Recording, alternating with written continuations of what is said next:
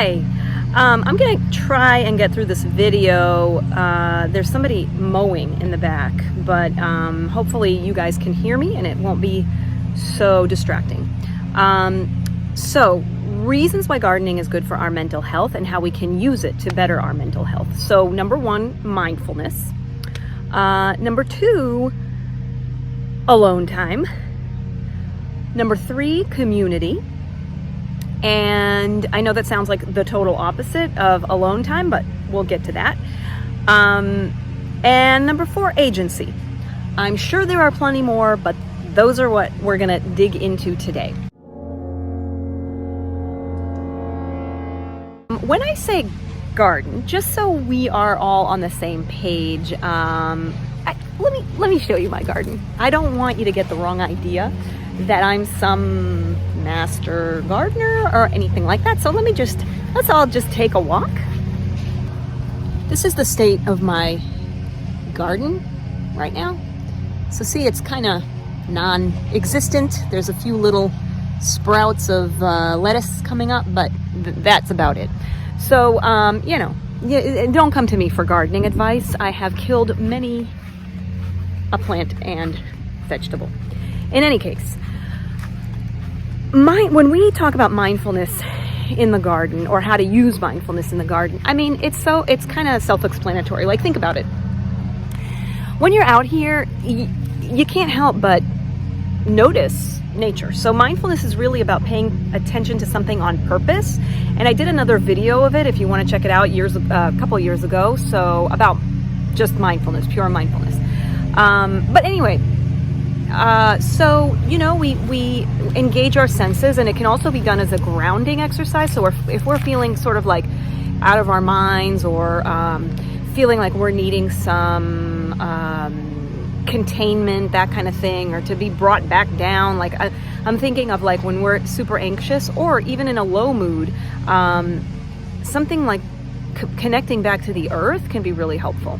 So the touch of the soil, the smell of the soil, or the cut grass, or any other sense. And it doesn't have to be negative, positive. This mindfulness is about noticing with no judgment, which is so helpful if you're having some anxious thoughts, if you're having some judgment, like, did I wear too much makeup for this video? Do I need some Botox? So when you're in the garden, nobody cares about that. The plants sure don't care. All they want you to do is love them and feed them and water them and weed out the little, the weeds. So they can grow and they can thrive, and it's all good. So, we're talking about the smell, the touch, the sights, right? So you're looking around and you're noticing the colors, the sky, the leaves, look at this beautiful sky over here. I don't know if can you see it? And just the colors, right? And the differences in colors, and even this wooden fence, isn't that cool? Like, and appreciating that, right?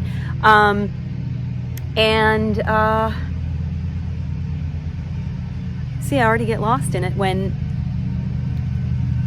I'm in it, right? And it's about being in the present, which again brings us back down to earth. One other thing I would suggest, if you want to use this as a grounding exercise, is to actually think about, how do you know you're here? What do you notice first? Like, feel your feet on the ground, feel your weight walking through space. Like, how do you know you're here? Is it the sounds? Like right now I'm hearing sounds of a lawnmower, sounds of the birds, sounds of the wind in the leaves, that kind of thing. What else? So touch, sight, taste. Well, with taste, what I usually recommend for people is just keep it simple.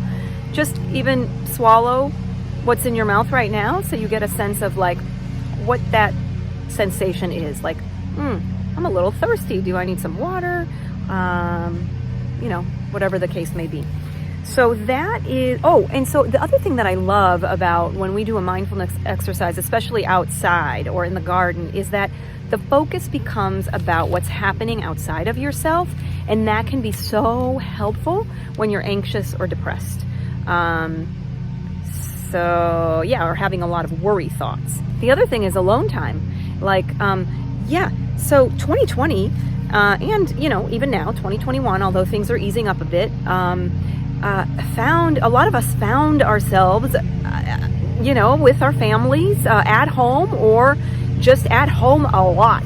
And so if you're wondering also, like, that's another reason why gardening became so popular, is because people needed something to do in their homes, right?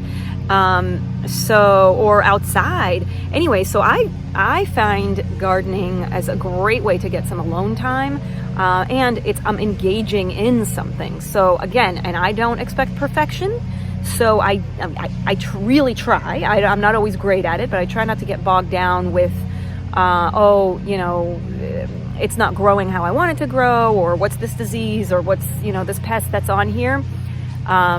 But in any case, alone time. Now, the next one I was mentioning was community. And so here's the thing about gardening, is that it can be really versatile. So if you want to engage your family members, like I tried to here and there, and, my kids I'm very flexible with them. If they want to join, great. If they don't, good. If I'm needing alone time, they're off doing something else, and it's my own thing. But it's a great way to engage them at whatever level they can, right? Like my son is only going to dig in the garden, and that's great.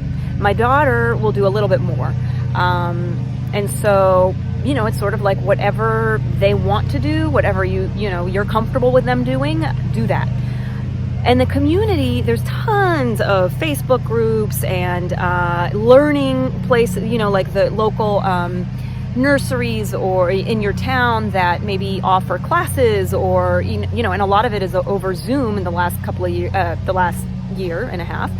And so it's a great way to kind of engage with other people that have similar interests. And also, I find that when you do get stressed out, because gardening can sometimes be stressful when you're dealing with, things not turning out the way you want them to, or pests or that kind of thing, that you have a community where you can actually go and ask questions, or hear other people, or read other people are having the same struggles. So then there's a sense of like, oh, I'm not alone in this.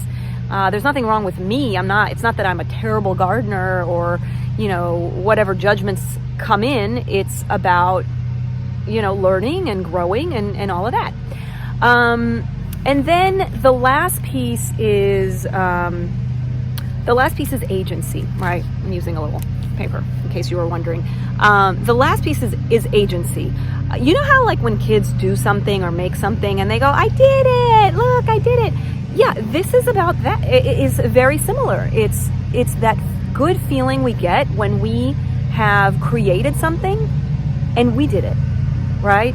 And then tending to it and watching it grow, and then seeing the fruits of your labor, right? So whether you have a full-on backyard garden or a windowsill setup, I think you can get the same benefits from either way.